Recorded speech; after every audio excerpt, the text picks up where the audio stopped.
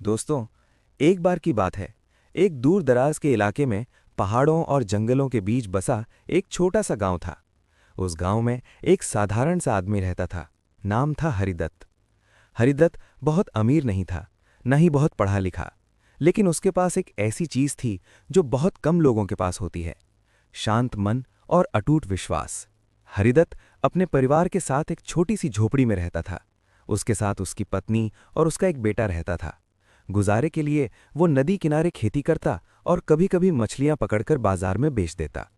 गांव वाले अक्सर कहते, हरिदत्त, तेरी जिंदगी में तो दुख ही दुख हैं, फिर भी तू हमेशा इतना शांत कैसे रहता है?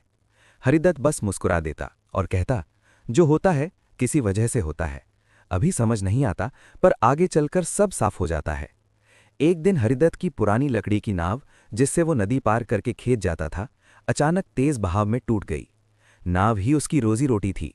गांव वाले इकट्ठा हो गए और बोले, अरे हरिदत्त, अब तो तू बर्बाद हो गया। बिना नाव के तू नदी पार कैसे करेगा? ये तो बहुत बुरा हुआ।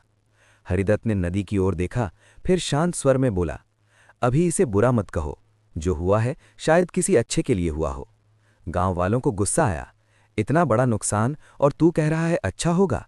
सब सिर हिलाते हुए चले गए। कुछ ही दिनों बाद पहाड़ों में जोरदार बारिश हुई। नदी उफान पर आ गई।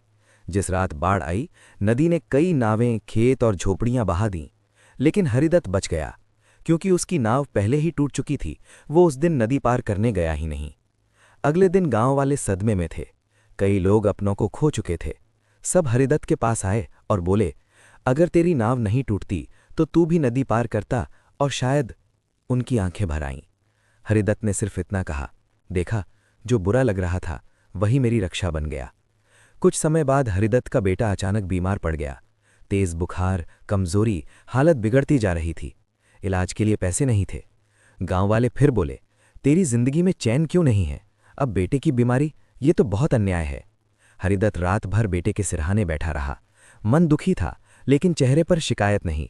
वो मन ही मन बोला, अगर ये मेरी परीक्षा है तो मैं शिकायत नहीं करूंगा। उसी दौरान गांव में एक प्रसिद्ध वैद्य आया। वो उसी बीमारी का इलाज खोज रहा था जिससे हरिदत्त का बेटा पीड़ित था। हरिदत्त का बेटा उसकी दवा से ठीक हो गया। इतना ही नहीं, वैद्य ने उसकी बुद्धि और धैर्य देखकर बेटे को अपने साथ शिष्य के रूप में ले जाने का प्रस्ताव रखा। अब वही गांव वाले बोले, तेरा बेटा तो भाग्यशाली है, बीमारी ने उसका भविष्य बना दिया।